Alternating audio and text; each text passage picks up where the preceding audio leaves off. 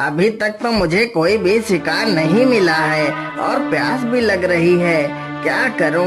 आसपास तो कोई नदी व तालाब भी नहीं दिख रहे हैं। शिकारी को चलते चलते काफी समय हो जाता है।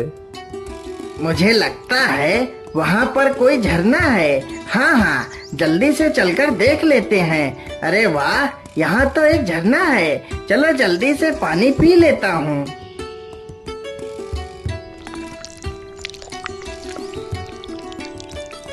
अरे राम राम राम, अब मेरी जान में जान आई।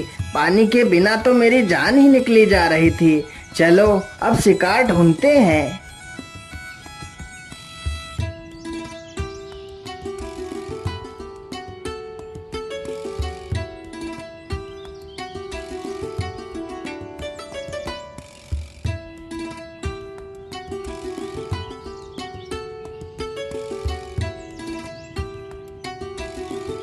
ओहो, यह इस पेड़ पर क्या बैठा है?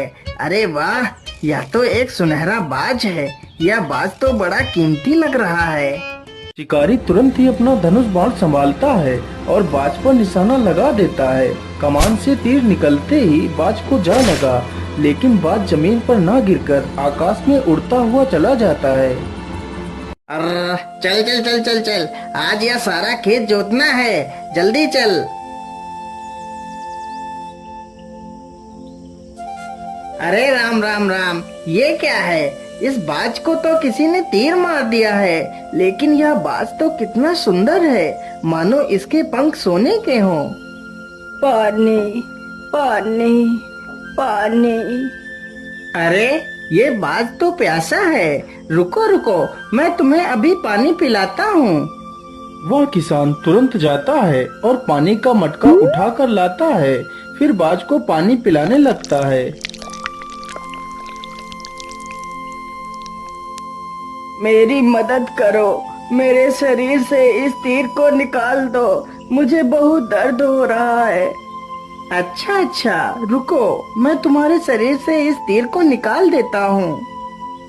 सजीवन तुरंत ही बाज के शरीर से तीर को निकालने लगता है।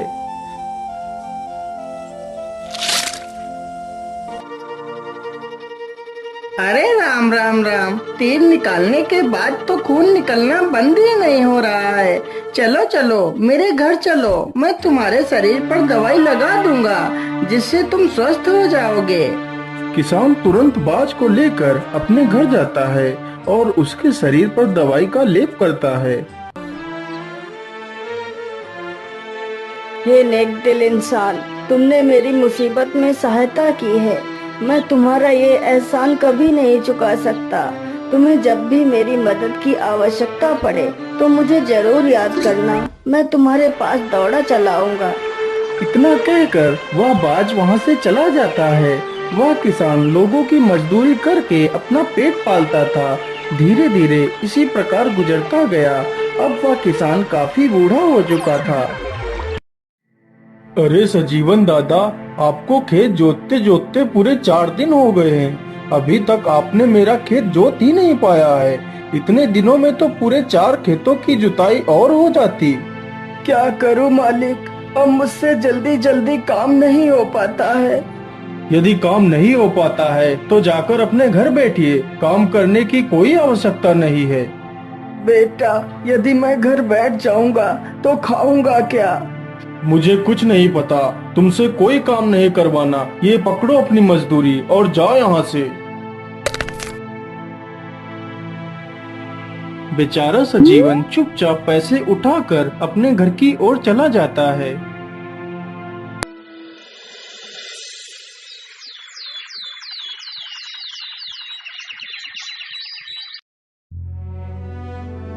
हे भगवान, अब तो मुझे अपने पास बुला ले।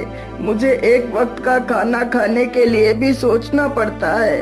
अब तो मुझसे कोई काम भी नहीं होता और ना ही मुझसे कोई काम करवाना चाहता है। मेरा गुजारा नहीं हो पा रहा है मालिक, मुझे मौत दे दो। हे प्रभु, तुम ही कोई रास्ता दिखाओ जिससे मैं 2 वक्त का खाना खा सकूं। क्यों ना मैं अपने मित्र बाज को बुलाता हूँ, वह जरूर मेरे लिए खाने का प्रबंध कर देगा। हे बाज मेरे दोस्त, मुझे तुम्हारी मदद की आवश्यकता है, तुम कहाँ हो? हे बाज मेरे दोस्त, मुझे तुम्हारी अरे मदद की यह आवश्यकता आवाज तो है, मेरे तुम मित्र की कहाँ है। हो? मुझे लगता है मेरा मित्र किसी दुविधा में है, मुझे चलकर देखना चाहिए।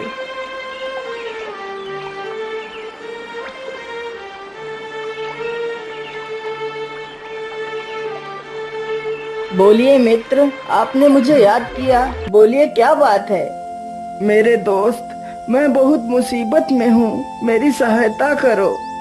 बोलो मित्र, तुम्हें क्या सहायता चाहिए। मेरे दोस्त, अब मैं बहुत बूढ़ा हो चुका हूँ, जिसकी वजह से अब मैं कोई काम भी नहीं कर पाता हूँ। आज मैंने 3 दिनों से कुछ भी नहीं खाया है। मेरे दोस्त, यदि तुम मेरे लिए रोज भोजन की व्यवस्था कर सको तो तुम्हारा बहुत एहसान होगा मुझ पर।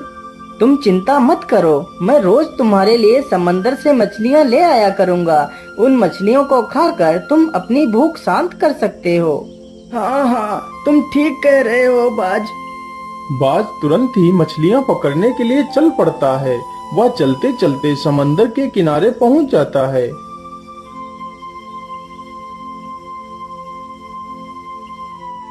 क्या करूं, कैसे मछली पकड़ूं? आज तो कोई भी मछली मुझे दिख ही नहीं रही है। सारी मछलियां जैसे गायब हो गई हों। अरे वो रही मछली, चलो चलो जल्दी से इस मछली को पकड़ता हूँ।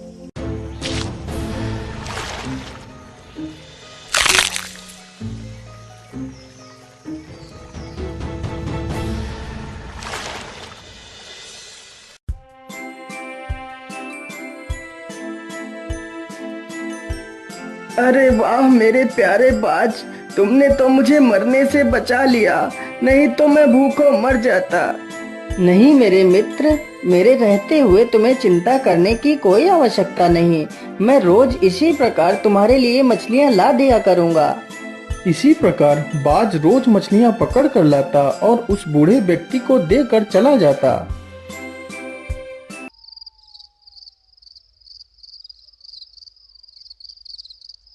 अरे वाह वाह, अब तो घर में पड़े पड़े ही मुझे मनमाना भोजन मिल रहा है। अब तो मुझे किसी की मजदूरी करने की आवश्यकता भी नहीं पड़ती। खाने को तो मैं मछलियाँ खा लेता हूँ, लेकिन मेरे पास पैसा तो एक भी नहीं है। काश मेरे पास भी ढेर सारा धन होता तो मैं भी गाड़ी बंगला खरीदता, लेकिन गाड़ी बंगला मेरी किस्मत में कहाँ। अगले ही दिन बाज मछलियां पकड़ कर लाता है तो उसके सोने के पंख बहुत चमक रहे थे। ओहो, आज तो इसके पंख कितने चमक रहे हैं। जरूर इसके पंख सोने के बने हुए हैं। यदि यह पंख मुझे मिल जाए तो मैं बहुत अमीर हो जाऊंगा। इन्हीं पंखों की मदद से मैं अपने लिए कार खरीदूंगा। क्या बात है भाई, आज तुम मुझे देखकर इतना चिंतित क्यों लग रहे हो? कुछ नहीं मेरे दोस्त, मैं बस यही सोच रहा था कि मेरी मदद के लिए मैं तुम्हारा शुक्रिया अदा कैसे करूं। मित्र, इसमें शुक्रिया की क्या बात है? तुमने मेरी जान बचाई थी, बदले में मैं तुम्हारी मदद कर रहा हूँ। इसमें क्या बड़ी बात है? इतना कहकर बाज वहां से चला जाता है। मुझे कुछ भी करके इस बाज के सोने के पंख छीनने होंगे। मैं ऐसा करता हूँ, जब कल वह बाज मुझे मछलियाँ देने के लिए आएगा तो मैं उसे मारकर उसके सारे पंख छीन लूंगा।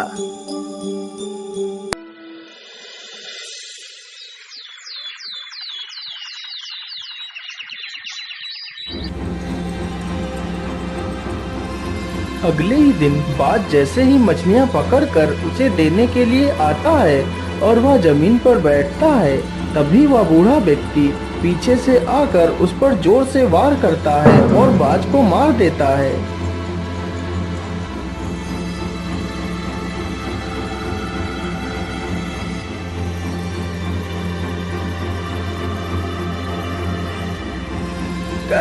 कौन हो तुम?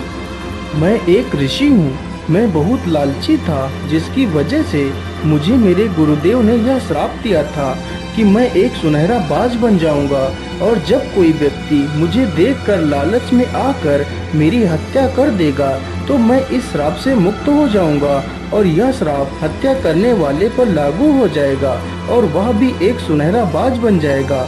और आज तुमने भी वही गलती की है जो गलती मैंने की थी।